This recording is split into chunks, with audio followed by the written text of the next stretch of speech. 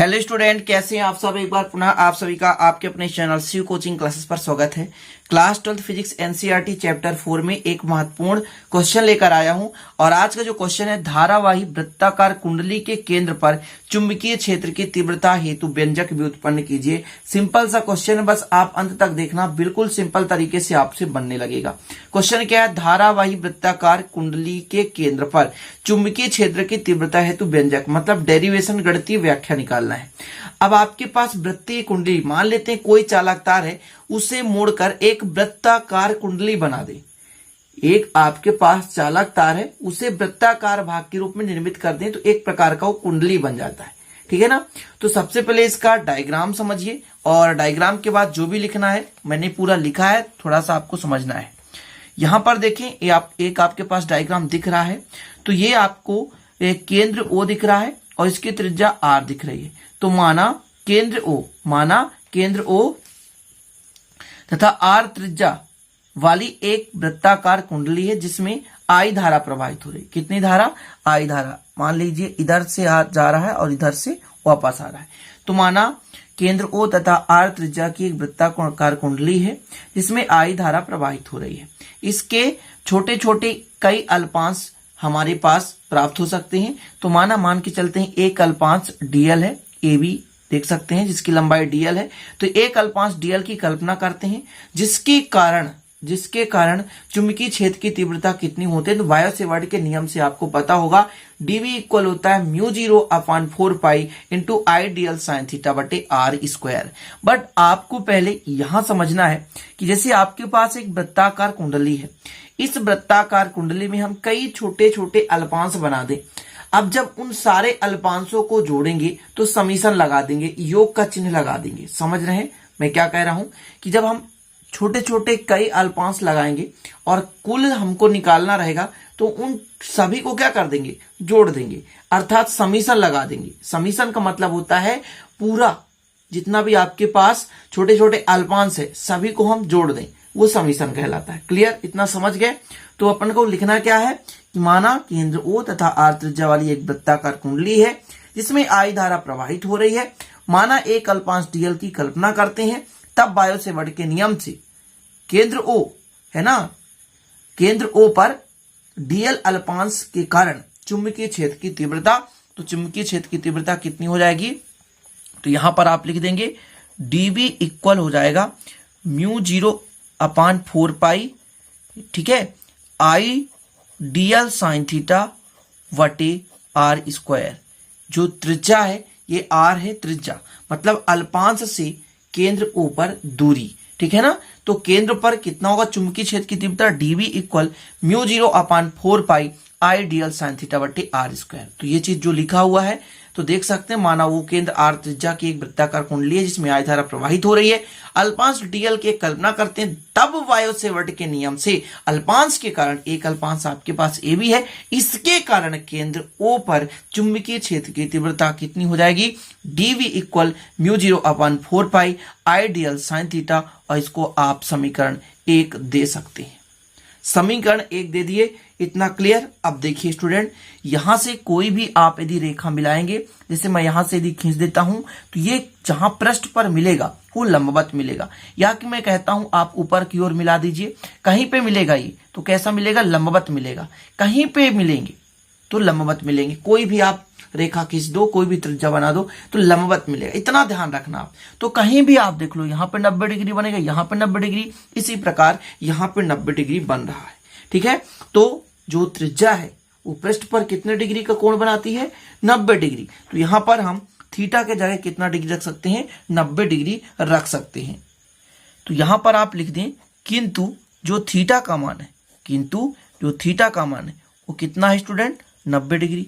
Theta का मान 90 degree तो कितना हो जाएगा, यहां पर वैल्यू रखें, dv इक्वल μ0/4 पाई आई dl साइन 90, कितना, साइन 90 बटे r स्क्वायर। अब साइन 90 का मान कितना होता है, आप बता सकते हैं कि साइन 90 का मान होता कितना। तो साइन 90 का मान 1 होता है।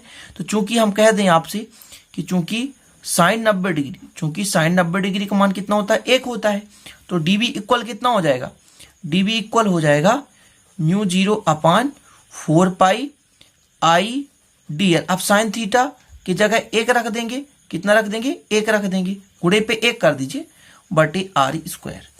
अब इसको आप एक्चुअल में लिख सकते हैं कि dV इक्वल म्यू 0 अपान 4 पाई इंटू आई dl बटे आर स्क्वायर। कितना हो जाएगा, आर स्क्वायर। और इसको आप दे दें समीकरण 2। कितना दे दें, समीकरण 2।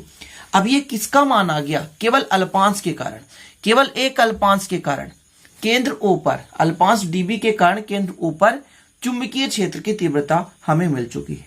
अभी केवल अल्पांश के लिए आया है, अब हम संपूर्ण के लिए निकालेंगे। तो मैंने क्या कहा, मान के चलता हूं यहां से यहां तक एक dB है, अल्पांश dl है, इसकी dB है, फिर यहां से यहां तक एक अल्पांश है, फिर यहां से यहां तक एक अल्पांश है, फिर यहां से यहां तक एक अल्पांश है, फिर अल्पांश, फिर अल्पांश, फिर अल्पांश, छोटे छोटे कई अल्पांश है।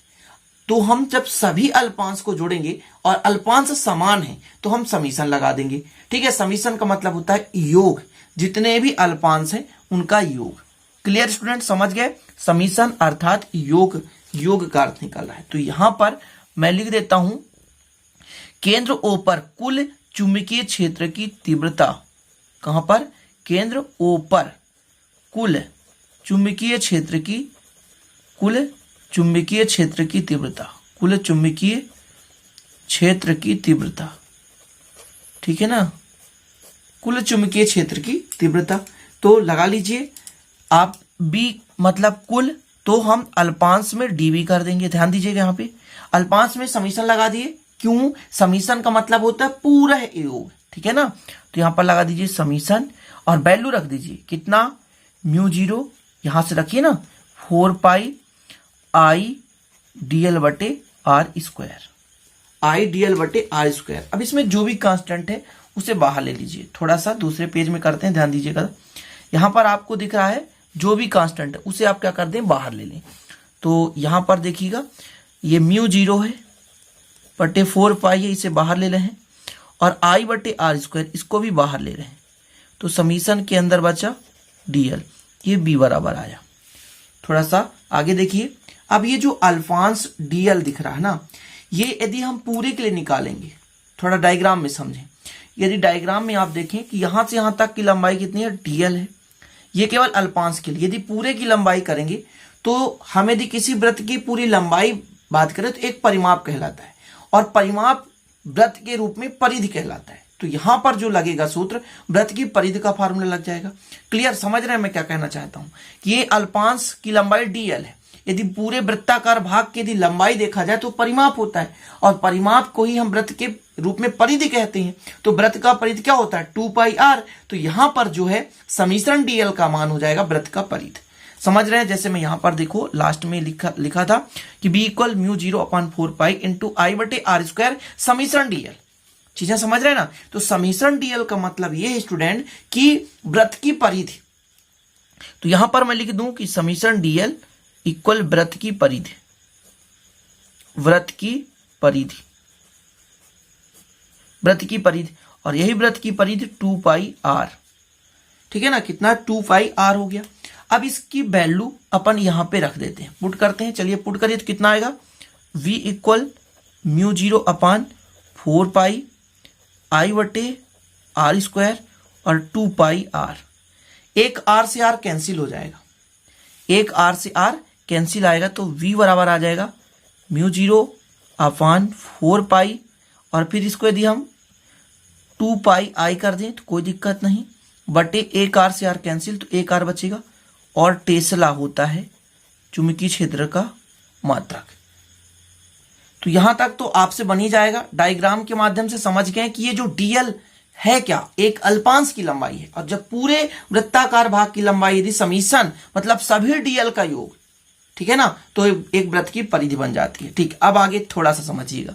यहां से यदि मैं काटूं तो पाई से पाई कट जाएगा, और 2 से 2 दूनी 4 हो जाएगा। तो b इक्वल आ जाएगा आपके पास म्यू 0 बटे, यहां पर देखिए 2r बचेगा ना, 2r, तो 2r कर दें, और यहां पर बचा i, ये अपना टेस्ला हो गया।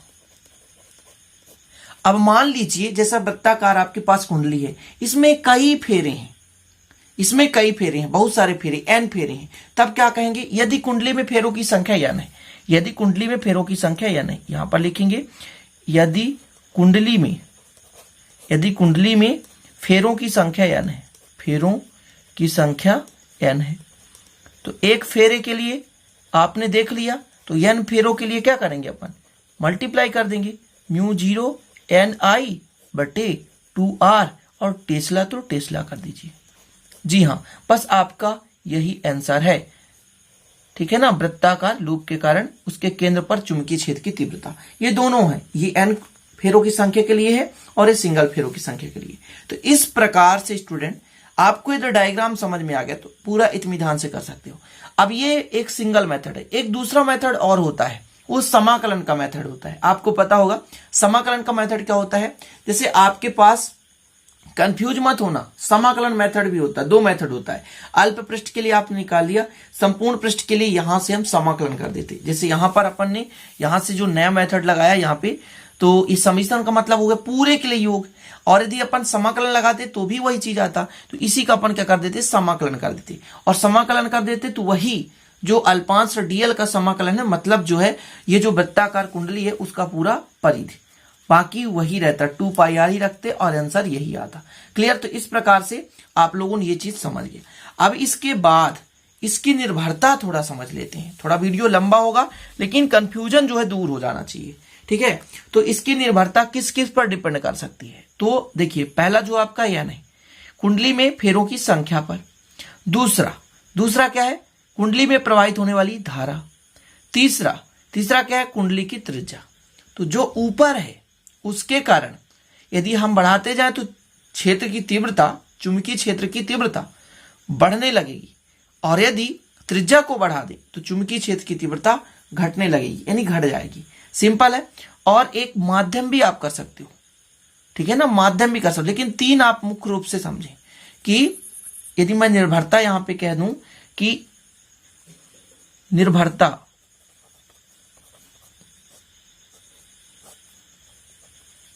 तो किस किस पर निर्भर करेगी। पहला है आपके पास फेरों की संख्या, यदि चुंबकीय क्षेत्र की तीव्रता की कुंडली में फेरों की संख्या बढ़ा दी जाए, है ना, तो उसकी तीव्रता बढ़ जाती है। यदि कुंडली में धारा बढ़ा दिया जाए तो फिर तीव्रता, चुंबकीय क्षेत्र की तीव्रता बढ़ जाती है, और यदि त्रिज्या में वृद्धि कर दिया जाए तो चुंबकीय क्षेत्र की तीव्रता में कमी आ जाती है। 3 चीज याद कर लें, ठीक है ना। पहला आपका क्या है, तो पहला है आपका कुंडली में प्रवाहित होने वाली धारा, दूसरा फेरों की संख्या, तीसरा कुंडली की त्रिज्या। तो मैं नहीं लिख रहा हूं, मैं समझा दे रहा हूं, बस आप लोग जरूर इसे लिख लेना, ठीक है स्टूडेंट, कि फेरों की संख्या पर, फेरों की संख्या यदि बढ़ा दी जाए तो कुंडली में चुंबकीय क्षेत्र की तीव्रता बढ़ जाएगी। यदि फेरों की संख्या n है, n बढ़ा दिया जाए तो भी उसमें चुंबकीय क्षेत्र की तीव्रता बढ़ जाएगी। तीसरा है आपका त्रिज्या, यदि त्रिज्या बढ़ा दें तो चुंबकीय क्षेत्र की तीव्रता घट जाएगी। इस प्रकार से स्टूडेंट आप लोगों ने ये जो व्यंजक है वो सीख लिया। आशा करता हूं आप लोगों से ये बिल्कुल बन जाएगा, और अच्छे से समझिए, ठीक है। इसी प्रकार वीडियो पाने के लिए हमारे चैनल को यदि नए हैं तो सब्सक्राइब कर लीजिए, साथ में बेल आइकन भी प्रेस कर लीजिए। मिलते हैं अगले वीडियो में, तब तक के लिए जय हिंद, वंदे मातरम।